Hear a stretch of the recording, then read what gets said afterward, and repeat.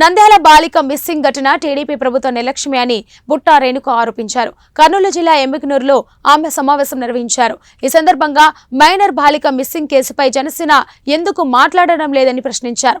వారం రోజులైనా ఆచూకీ కనుక్కోలేకపోవడం ప్రభుత్వం అధికారిక యంత్రాంగ నిర్లక్ష్యమే కారణమని మండిపడ్డారు. మా కౌన్సిలర్స్ అందరితో కూడా సమావేశం చేయడం జరిగింది. పార్టీ కార్యకర్తలు అందరితో కూడా సమావేశం చేయడం జరిగింది. ముఖ్యంగా ఏదైతే పార్టీ గురించి మేము వాళ్ళకి అండగా ఉంటామని వాళ్ళందరూ కూడా ధైర్యంగా ముందుకు వెళ్ళచ్చు. ఎందుకంటే మున్సిపాలిటీలో ఎక్కువగా మెజారిటీ మాదే ఉంది. ఎవరు కూడా దేనికి భయపడక్కర్లేదు. మనం ప్రజాస్వామ్యంలో ఉంటున్నాం కాబట్టి ఎటువంటి పరిస్థితుల్లో కూడా ఎవరు భయపడక్కర్లేదు. అందరూ ధైర్యంగా ఉండండి అనేసి ఇవాళ వాళ్ళకు ఒక దిశానిర్దేశం మాజీ ఎమ్మెల్యే చెన్నకేశ్వర రెడ్డి గారు, అలాగే ఇన్ఛార్జ్ అయిన నేను అందరి కౌన్సిలర్స్తో మాట్లాడడం జరిగింది. అందరూ కూడా అంటే మేము వారితో కమ్యూనికేషన్ ఎప్పుడైతే ఉంటుందో వాళ్ళకి కూడా ఒక ధైర్యం ఉంటుంది అనేసి అందరితో కమ్యూనికేట్ అవుతూ ఇవాళ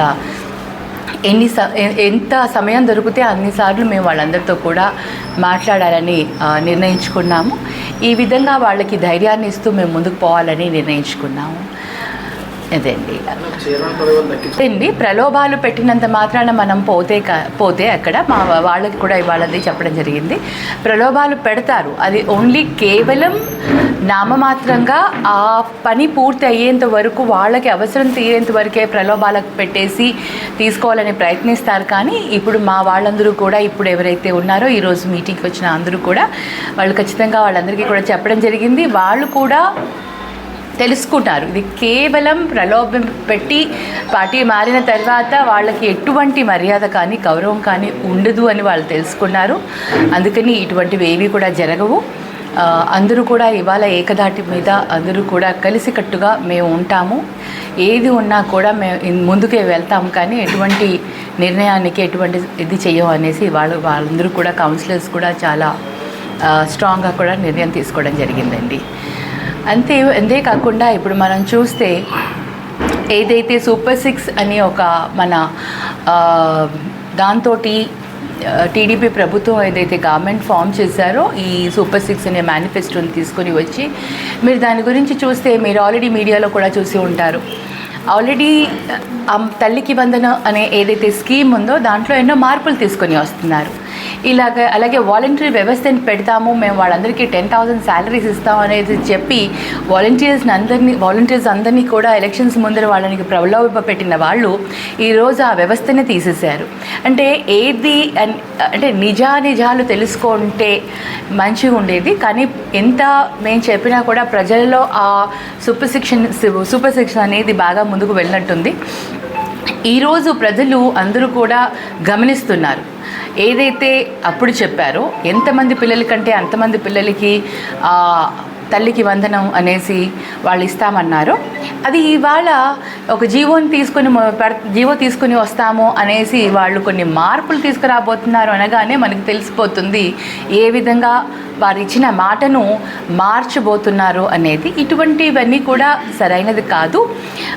ఇంకా కూడా అంటే ఇవన్నీ కూడా ఒక రకంగా ఇంకా ఏం ప్రయత్నం చేస్తున్నారు అంటే వైఎస్ఆర్సీపీ పార్టీలో అప్పులు ఎక్కువగా చేశారు అన్న ఒక ప్రొజెక్షన్ వాళ్ళు ముందుకు తీసుకురావడానికి వాళ్ళు ప్రయత్నం చేస్తున్నారు.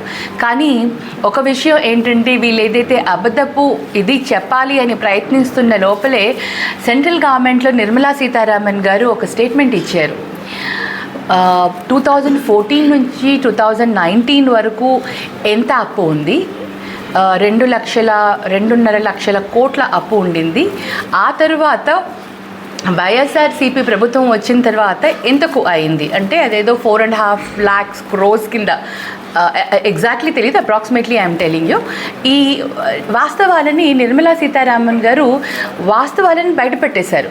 వీళ్ళందరూ కూడా అబద్ధపు హామీలతో 14 లక్షల కోట్ల అప్పు ఉంది అని ఏదైతే అబద్ధం చెబుతూ ముందుకు తీసుకొని రావాలని ప్రయత్నం చేశారో ఆ ప్రయత్నాన్ని నిర్మలా సీతారామన్ గారు వాస్తవాలు బయటపెట్టేసరికి ప్రజల్లో కూడా చాలామందికి చాలా విషయాలు మెల్లగా తెలుస్తూ వస్తున్నాయి.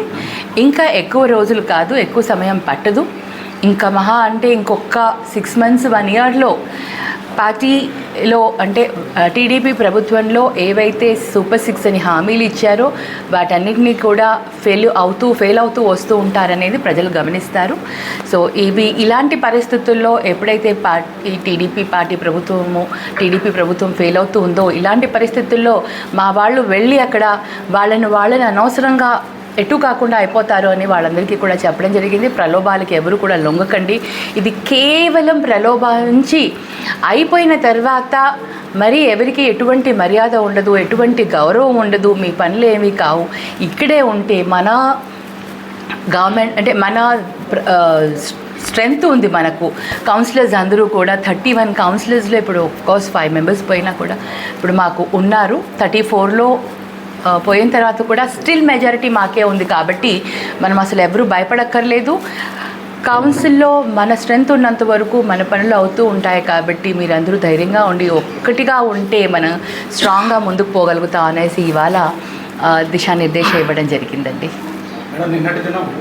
ప్రలోభాలకు లోనై వెళ్ళారో వాళ్ళందరూ కూడా త్వరగా తెలుసుకుంటారు వాళ్ళు చేసిన అంటే ఏదైతే ఒక నిర్ణయం అంటే తొందరపాటుతో తీసుకున్న నిర్ణయం ఏదైతే వాళ్ళు చేశారో దానికి తప్పకుండా పశ్చాత్తాపడతారు. ఆ రోజులు తొందరగానే వస్తుంది. బట్ డెఫినెట్లీ అఫ్కోర్స్ ఒకసారి పార్టీ మారారు అంటే వాళ్ళు పార్టీ నుంచి సస్పెండ్ అయినట్టే కదా. ఇంకా మేము దానికి చెప్పాల్సిందే ఉంది. పార్టీలో వాళ్ళు మారారు అంటే వేరే పార్టీకి వెళ్ళారంటే మా పార్టీలో లేనట్టే. ఇంకా దానికి మేము సపరేట్గా ఏం చెప్పాల్సింది ఇది కూడా లేదు. కానీ వెళ్ళిన వాళ్ళు కూడా తప్పకుండా రిగ్రెట్ అవుతారు. అదిని ఇవాళ చెప్పడం జరిగింది. తొందరపడకండి అని కూడా మేము అందరికీ చెప్పడం జరిగింది. వాళ్ళకి కాన్సిక్వెన్సెస్ ఎలా ఉంటాయి ఒకవేళ తొందరపడి వెళ్తే కూడా అది కూడా చెప్పడం జరిగింది. నాకు తెలిసి ఇవాళ అందరూ కౌన్సిలర్స్ కూడా ఏకధాటిగా లేదు, మన గౌరవాన్ని మనం కాపాడుకోవాలి అంటే మనం అందరం పార్టీలోనే ఉండాలని కూడా ఇవాళ అందరూ నిర్ణయించడం జరిగింది.